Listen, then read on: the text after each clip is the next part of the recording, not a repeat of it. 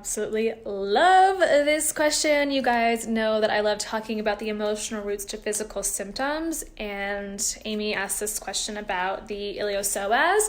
So her question is, any tips on releasing trauma stored in the iliopsoas muscle? So the iliopsoas is an inner hip muscle, so think inner, more like inner thigh, whose function is to flex our thigh. So when you think about anytime you have to flex your thigh, like you have to flex it to move it, to pick it up, to flex your thigh to walk, right? So that iliopsoas is part of the function of flexing the thigh at the hip joint. And it is a large muscle that is composed of the union of the psoas major, so that's a huge muscle in your body as well, and the iliacus, fun names. And essentially it connects the lumbar spine. You guys should really look at a diagram of this if you're not sure what the psoas muscle looks like, but it connects from your low back right around the diaphragm, actually. So, diaphragm, think of how that matches up with your lumbar spine. It's from there down over kind of like the hip joint, through the hip joint actually, and then it connects kind of at the top of your leg. And so iliopsoas is part of what allows us to run, jump, move, walk, and is a muscle that we are not super familiar with oftentimes, yet super important in the body. One of the most fascinating muscles in the body, in my opinion, because it is known as the fight or flight muscle. So stress, correlation here, hold, trauma here, and like I mentioned, it connects our lumbar spine to our inner thigh by running through the hip joint. And the hips are also where we hold a ton of emotion. So if you're having hip, maybe some psoas issues, especially if you're somebody who sits a lot during the day, could definitely be, of course, your lifestyle and the way that you're using your muscles and your habits as far as movement, functional movement go. But there could also be an emotional component. So again, think about going for a run.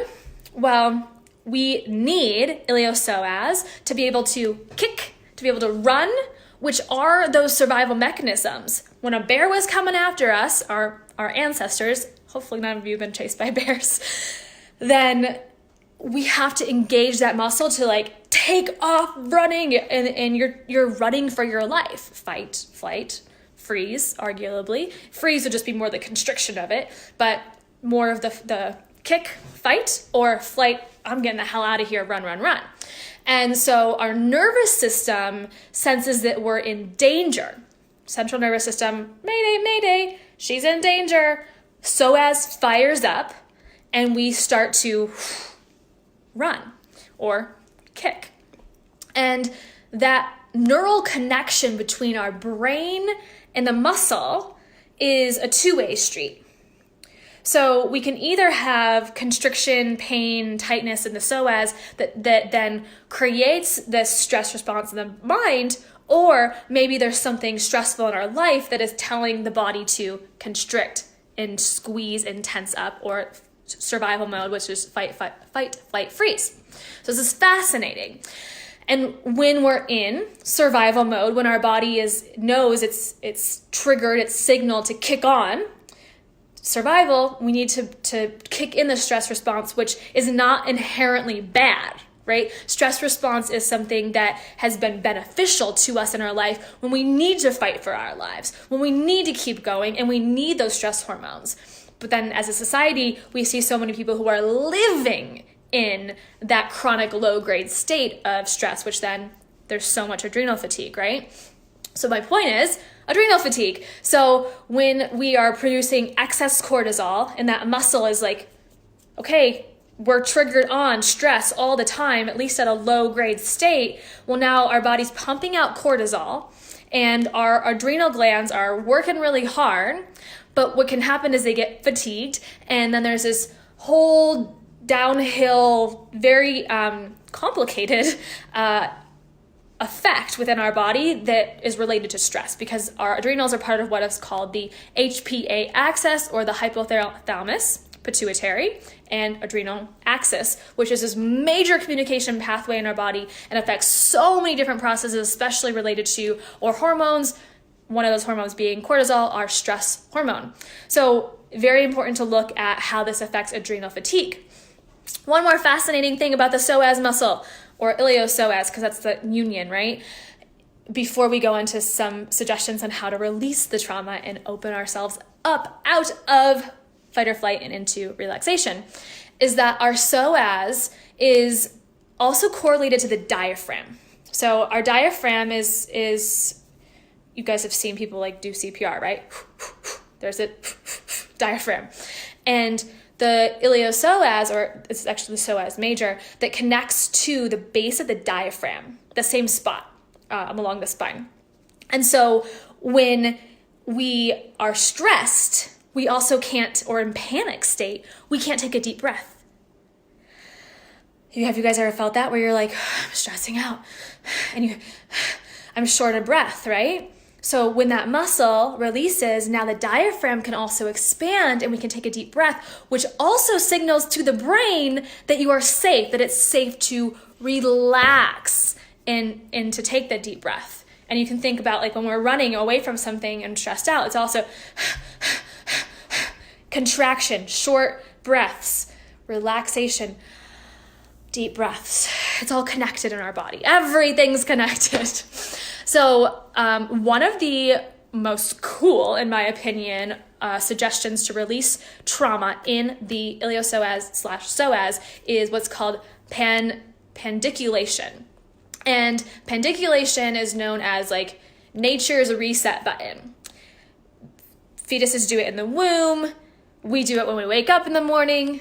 Cats and dogs do it when they wake up from a nap. My dog's in the corner over there. And what that is like Bella does it all the time. She stretches into down dog. Or when you wake up in the morning, you're like, then you take a big stretch and then you release. Pandiculation sends to our nervous system a response of a reset of. So think of that reset button that we can use within the psoas as well. So we can practice this together doing just what I did, which is we're gonna flex our muscles, squeeze. You can put your hands into fists and you flex, squeeze, reach up, extend, and then completely relax. Cool? So now think about this in other areas of the body.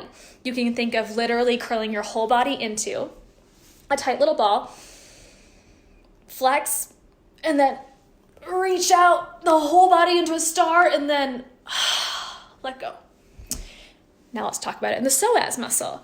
Can you squeeze? And actually you just did that when you curled into a ball. So that muscle, again, the thigh muscle engages in order to lift it up towards your heart. So you did it, but you could isolate that as well. And you could work on squeezing. So your abs are going to start to engage too, as you pull the leg up and you contract it, and then stretch it out and relax it. That's called pandiculation, and it's a reset for our nervous system. That's one way to start to physically release some of the energetic emotion trauma that could be stuck in that muscle that is so related to stress and trauma. Another thing you can do is you can lay on the ground and like a baby throwing a fucking tantrum, you lay on the ground and you just shake your body. And you shake your body. And then you can shout, you can yell, you can scream. And so again, you're like releasing.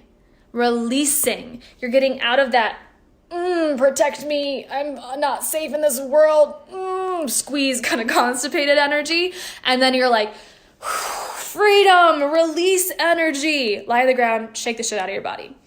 There's also specific psoas stretches. I am a yoga teacher, but I'm definitely not like a fitness professional as far as like therapeutic stretching goes. More in the, I could show you some yoga stretches for the psoas, but I would definitely consider more in the physical therapy realm.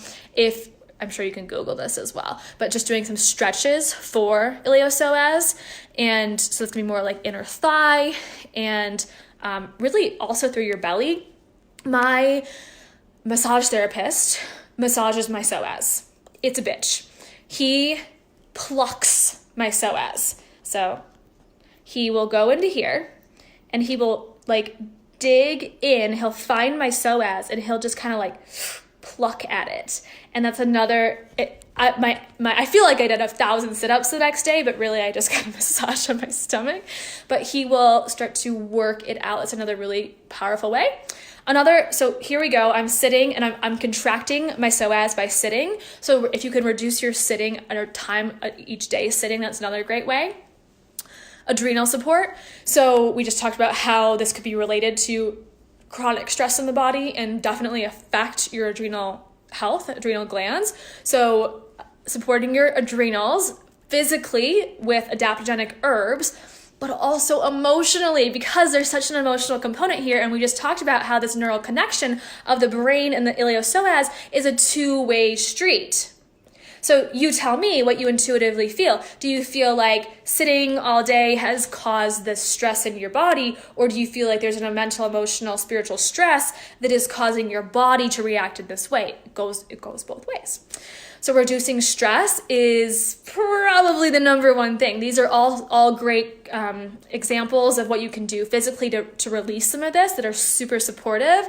But ultimately, in order for there to be long-term release, we have to release the trauma. We have to release the stress and reduce the overall stress, that bucket that we're constantly carrying with us in our life. And so then I would suggest working with somebody who is skilled at helping people produce stress-relieving techniques, uncovering the roots of trauma so we can release and heal, rewrite our story around the trauma, and get to the emotional roots of why that stress or trauma may be there as well.